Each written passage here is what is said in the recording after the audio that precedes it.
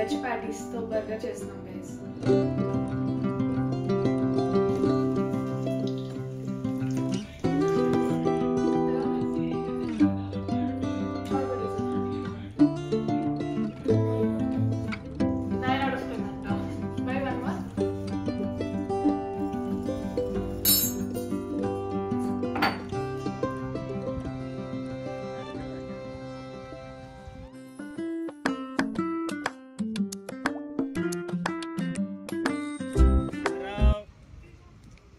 Bend down है भाई, car में मत, that is not possible. बोलता है ना मिसफील्ड हो गया सर, मिसफील्ड नहीं होता, तू भागता नहीं ना इसलिए मिसफील्ड हो गया. स्टार्ट. హలో అండి, అందరికీ నమస్కారం. నా పేరు Vani. Welcome back to my channel Vani Vardhan. ముందుగా అయితే నా ఛానల్ని కొత్తగా విజిట్ చేసిన వాళ్ళకైతే హార్ట్లీ వెల్కమ్. నేను రెగ్యులర్గా పోస్ట్ చేసే వీడియోస్లో gardening and healthy food recipe, home organizing, lifestyle, travelling blogs కూడా షేర్ చేస్తూ ఉంటాను. మీకు కనుక ఇంట్రెస్ట్ ఉంటే ఒక్కసారి బిఫోర్ వీడియోస్ కూడా చూడండి. నచ్చితే తప్పకుండా లైక్ చేసి సబ్స్క్రైబ్ చేసుకోండి.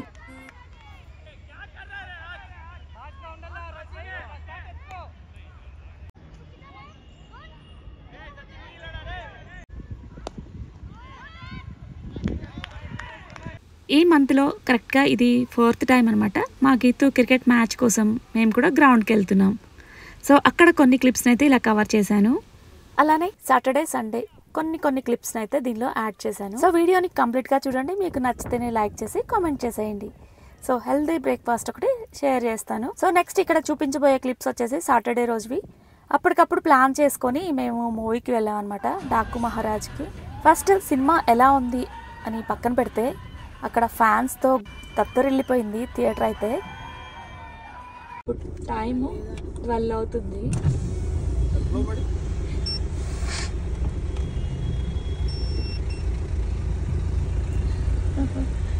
ట్రాఫిక్ చూడండి. మేము సాటర్డే 9 o'clock షోకి వెళ్ళాము, అందుకే అర్లీగా అయిపోయింది. 12 అవుతుంది కదా, అయినా కూడా ట్రాఫిక్ ఏమాత్రం తగ్గట్లేదు. ఎందుకు అవుతుందా అని చూస్తే అక్కడ డ్రంక్ అండ్ డ్రైవ్ టెస్ట్ చేస్తున్నారు. చెప్పండి, చేశాను ఆల్రెడీ ఆగిరి సార్. ఆగిద్యా?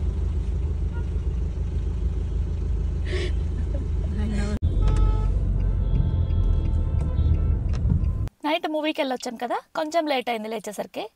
ఇక లేవగానే సెషన్ అయితే అటెండ్ అయ్యాను. ఈ మధ్య మార్నింగ్ టైంలో సెషన్స్ అటెండ్ అవ్వడానికి టైం ఉండట్లేదు. ఈరోజు సండే కదా, రిలాక్స్డ్గా అటెండ్ అయ్యాను. ఈ వీక్ అంతా కూడా నేను క్లాస్ అయితే అటెండ్ అవ్వలేదు. కనీసం వీకెండ్ అయినా సరే ఫ్రీగా అటెండ్ అవుదా అని చెప్పేసి జాయిన్ అయ్యాను. ఈరోజు సెషన్ చాలా బాగుంది. అండ్ ఫిట్నెస్ కూడా చాలా ఇంపార్టెంట్ కదా. నేను చాలా రోజుల తర్వాత అటెండ్ అయ్యాను కాబట్టి ఎక్కువసేపు చేయలేకపోయాను. అందులోనూ షోల్డర్ పెయిన్స్ వస్తూ ఉన్నాయన్నమాట. యాక్చువల్గా సార్ షోల్డర్ పెయిన్స్ ఉన్నప్పుడు ఇది చేయొద్దని చెప్పారు. అయితే స్ట్రెంగ్త్ బిల్డ్ చేసుకోవాలి కదా అనేసి ఎన్ని రోజులు అలా చేయకుండా ఉంటామని చెప్పేసి ట్రై చేశాను అనమాట. సూర్య నమస్కారాల్లో వేరియేషన్స్ చేపించారు. నాకు యోగాలో డిఫరెంట్ పోస్చర్స్ వేయటం చాలా ఇష్టం. అంటే మనకి డిఫికల్ట్గా ఉంటాయి కదా, అవి వేయడానికి ట్రై చేస్తూ ఉంటాను. యోగా చేయడానికి నా బాడీ ఫ్లెక్సిబిలిటీ ఉంటుంది, డాన్స్ చేయడానికి అస్సలు ఉండదన్నమాట. బాడీలో రిథమే ఉండదు. ఒక్కొక్కరి బాడీ ఒక్కొక్కలా ఉంటుంది కదా.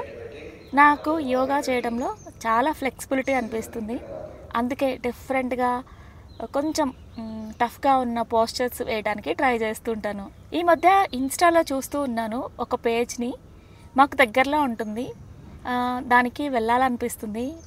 దాంట్లో అయితే ఏకంగా 50, 60, 70 years వచ్చిన వాళ్ళు కూడా ఎంత బాగా చేస్తున్నారో తెలుసా. సో వాళ్ళని చూసి నాకు ఇన్స్పైర్ అయ్యాను అనమాట. సో వాళ్ళు చేయగలేంది నేను చేయలేనా అని చెప్పేసి. ఒక పక్కనేమో షోల్డర్ పెయిన్స్ ఉన్నాయి కదా, చేయలేనేమో అనిపిస్తుంది. అయినా సరే వెళ్ళడానికి ట్రై చేద్దాం అనుకుంటున్నాను. కానీ మాకు 10 kilometers డిస్టెన్స్లో ఉంటుందన్నమాట. అయితే అందులోనూ ఆ ఏరియా ఫుల్ ట్రాఫిక్ ఉంటుంది. సో 10 kilometers అయితే ఈజీగానే వెళ్ళొచ్చు ట్రాఫిక్ లేకపోతే. ఇక ట్రాఫిక్ ఉందంటే ఈజీగా 1 hour పడుతుంది. అయినా సరే వీక్లీ 2 or 3 అయినా ట్రై చేద్దాం అనుకుంటున్నాను. స్పెసిఫిక్గా ఆ స్టూడియోకే వెళ్ళాలని ఎందుకు అనుకుంటున్నానని చెప్పాను కదా. 80 years వచ్చిన వాళ్ళు కూడా భలే చేస్తున్నారు. నాకు ఇప్పటికీ ప్రస్తుతానికి ఫ్లెక్సిబిలిటీ ఉంది కదా, ఫ్యూచర్లో ఉంటుందో లేదో తెలీదు. నేను వెయ్యాలనుకుంటున్న డిఫరెంట్ పోస్చర్స్ అక్కడ ట్రై చేపిస్తున్నారు. సో వాళ్ళు చేయగలేదింది నేను చేయలేనా, అందుకని అక్కడికి వెళ్ళి చేద్దామని ప్లాన్ చేస్తున్నాను. ఇక నాకు బ్యాక్ పెయిన్, షోల్డర్ పెయిన్స్ అన్నీ ఉన్నాయి, అయినా సరే ట్రై చేస్తాను. Breathe out.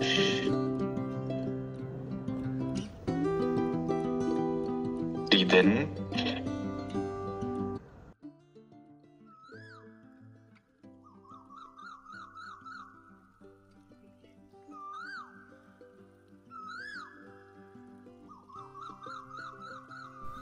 ఈరోజు టెర్రస్ మీద చాలా వర్క్ ఉంది.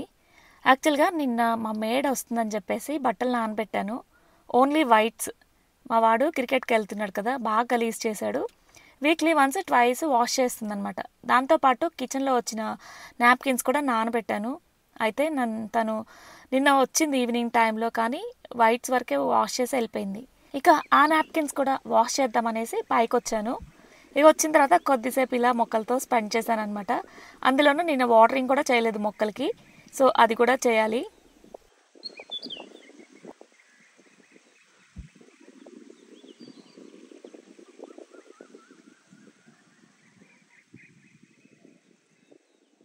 మార్నింగ్ టైంలో పీస్ఫుల్గా ఉంటుంది వాతావరణం. అందులోనే బర్డ్స్ కూడా అరుపులు వినపడతాయి. ఆ సౌండ్కి అండ్ ఈ గార్డెన్లో స్పెండ్ చేయడం నాకు చాలా ఇష్టం. ఎందుకంటే మనం బయటకు వెళ్ళినప్పుడు కూడా ఎక్కువగా నేచర్లో స్పెండ్ చేస్తున్నప్పుడు అదే ఫీల్ వచ్చేస్తుంది నాకు కూడా.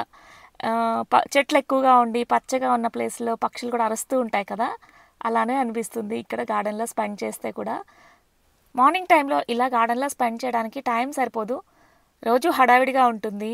అయితే సండే రోజు పీస్ఫుల్గా అనిపిస్తుంది, రిలాక్స్డ్గా ఎంతసేపు కావాలంటే అంతసేపు అలా మొక్కలతో స్పెండ్ చేయొచ్చు అని చెప్పేసి.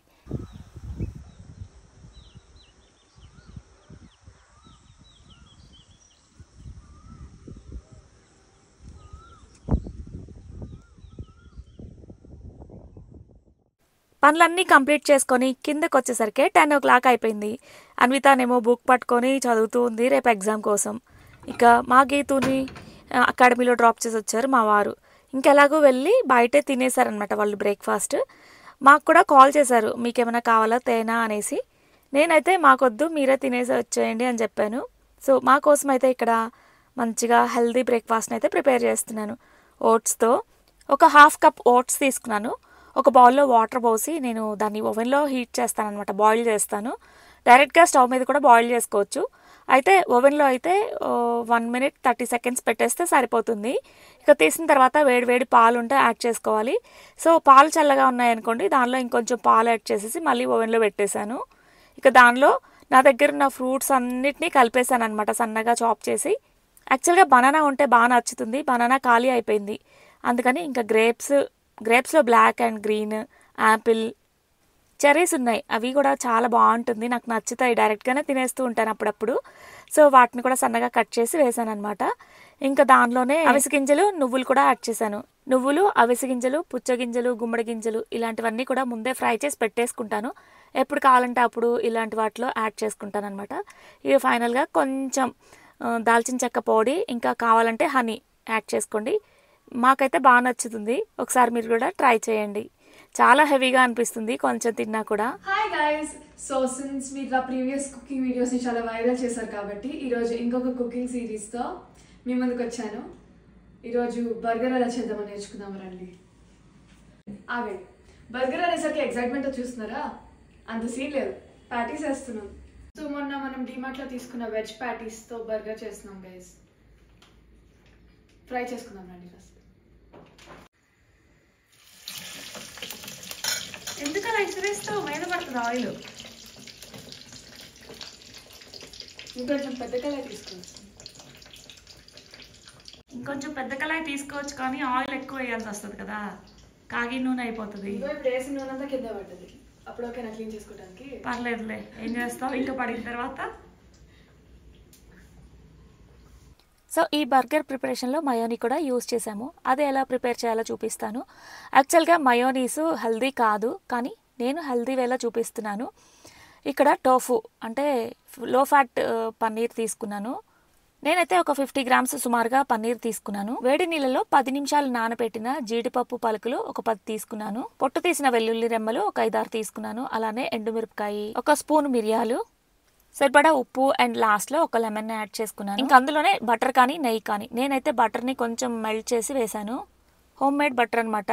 సో అది కూడా నేను ఒక 30 గ్రామ్స్ వరకు తీసుకున్నాను. ఇంకా లాస్ట్లో లెమన్ యాడ్ చేసి కొంచెం వాటర్ కూడా యాడ్ చేసుకుంటే మంచిగా ఇలా థిక్ పేస్ట్ లాగా వచ్చేస్తుంది.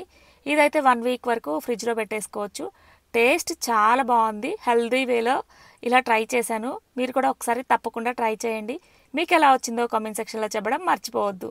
ఇక బన్స్ కూడా బయట నుంచే తెచ్చాము. ఇక హాఫ్ కట్ చేసేసి ఫస్ట్ అయితే వాటిని ఫ్రై చేసుకోవాలి.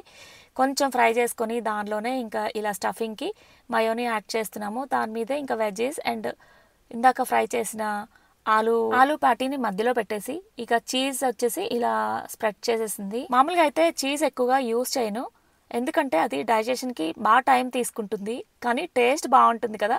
సో పిల్లలు కూడా ఇష్టపడుతూ ఉంటారు. అలా అని చెప్పేసి బయట అయితే ఇంకా ఎక్కువ యూజ్ చేస్తూ ఉంటారు. దాని బదులు ఇంట్లోనే ఇలా ప్రిపేర్ చేసుకోవచ్చు కదా అని చెప్పేసి ఇలా చేస్తూ ఉంటాను. ఎంత హోమ్లీ ఫుడ్ చేసినా సరే బయట ఫుడ్లే పిల్లలు ఇష్టపడుతూ ఉంటారు. సో ఇలా ఎంచక్కా ఇంట్లో బర్గర్ చేసుకుంటే కూడా తక్కువ ఖర్చుతో అయిపోతుంది, టేస్టీగా. అంటే హెల్దీ ఫుడ్ తినొచ్చు కదా, చీజ్ ఎక్కువ యూజ్ చేయకుండా.